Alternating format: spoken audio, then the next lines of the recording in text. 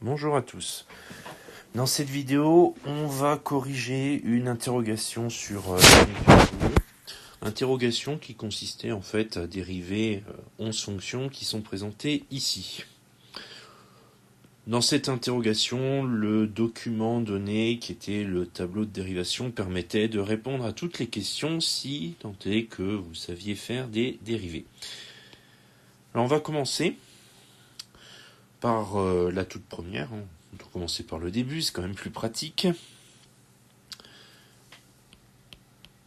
Donc du coup, la dérivée de moins 3x, ce sera tout simplement moins 3.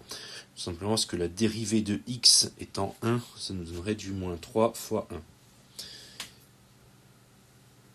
On enchaîne avec la deuxième qui se trouve de l'autre côté. Donc la dérivée de 1 sur 5 fois x carré.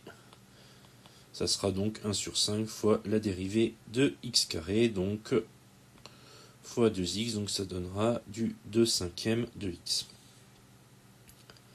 Donc là encore, c'est tout simplement appliquer les formules de dérivation. Il n'y a pas de secret à ce niveau-là. On continue avec la troisième, où là, la dérivée de 2x, c'est 2. Et la dérivée de 5, c'est 0, donc la dérivée que l'on cherche, c'est tout simplement 2. On continue avec la quatrième, où là, on doit dériver moins 6x cube. Donc on aura moins 6 fois la dérivée de x cube, qui en l'occurrence est 3x carré. Donc on aura du moins 6 fois 3x carré, ce qui donnera du moins 18x carré. On continue toujours avec une dérivée d'une fonction inverse pour le 5. Donc là, on se rappelle bien la formule de dérivation de la fonction inverse. 1 sur x, quand on le dérive, ça donne moins 1 sur x carré. Donc on continue. Si 1 sur x donne moins 1 sur x carré, la dérivée de 2 sur x, ce sera 2 fois la dérivée de 1 sur x, donc on obtiendra tout simplement moins 2 sur x carré.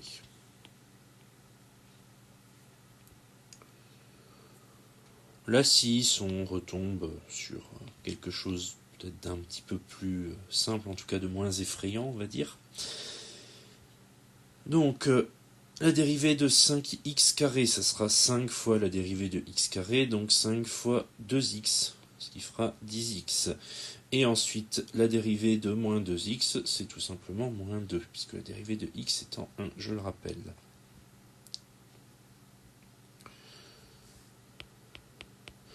On continue avec notre septième question, septième dérivée donc, où là, comme d'habitude, on aura donc 3 fois la dérivée de x carré, donc 3 fois 2x qui donnera 6x, moins 4, puisque la dérivée de moins 4x, c'est moins 4, et le 7, ce dérivé, c'est 0, donc il s'en va. Ensuite, pour la 8, on a une dérivée avec une racine. Là, ici, donc une qu'on ne rencontre pas forcément très régulièrement. Donc on rappelle ici, la dérivée de racine de x, c'est 1 sur 2 racine de x. Donc sachant ça, calculer la dérivée dans notre question 8 ne devrait pas poser trop de problèmes.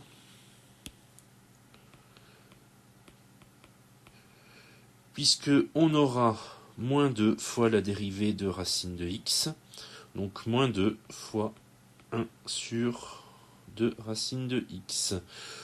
Le plus 3, sa dérivée, c'est 0, donc pas besoin de le mettre. Donc du coup, ça nous donnera du moins 2 sur 2 racine de x, et ça on peut le simplifier en moins 1 sur racine de x. Puisqu'en fait les deux se simplifient. On continue avec la neuvième, où là on retrouve des choses qu'on a déjà vues dans les questions d'avant, donc 2 fois la dérivée de x carré, donc ça nous donnera du 4x, moins la dérivée de 1 sur x, ça nous donnera plus 1 sur x carré. Alors pourquoi plus? Tout simplement parce que moins la dérivée de 1 sur x, ça fera moins 1 sur x carré. Donc moins, ça fait plus. La 10. La 10 qui peut-être un peu longue, mais en fait il n'y a que des fonctions cubes et carrés. Donc ça devrait pas trop poser de problème. Donc 1 quart fois la dérivée de x cube. Ça nous donnera du 3 quarts de x carré. Ensuite, la dérivée de moins 2x carré. Ça nous donnera moins 4x. Ce sera moins 2 fois 2x, moins 4x. La dérivée de 5, c'est 0, donc on ne le marque pas. Alors il ne reste plus que la dernière, là, le gros morceau, qui en fait, c'est la totale. Il y a tout, absolument tout dedans. On va le faire ici.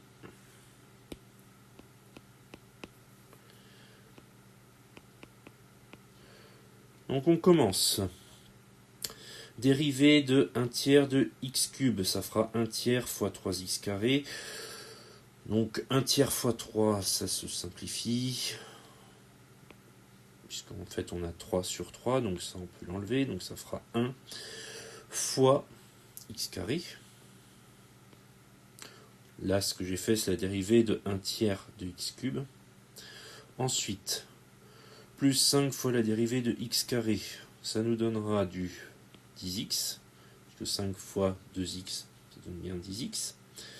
Ensuite, la dérivée de moins 6x, celui-là est facile, ça fait moins 6. La dérivée de 2, c'est 0, on ne le marque pas.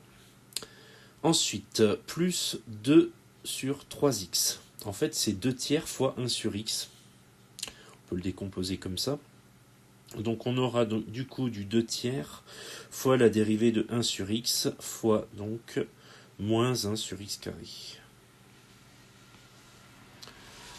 Et ensuite la dérivée de moins 2 fois racine de x, ça nous donnera du moins 2 fois la dérivée de racine de x, donc 1 sur 2 racine de x.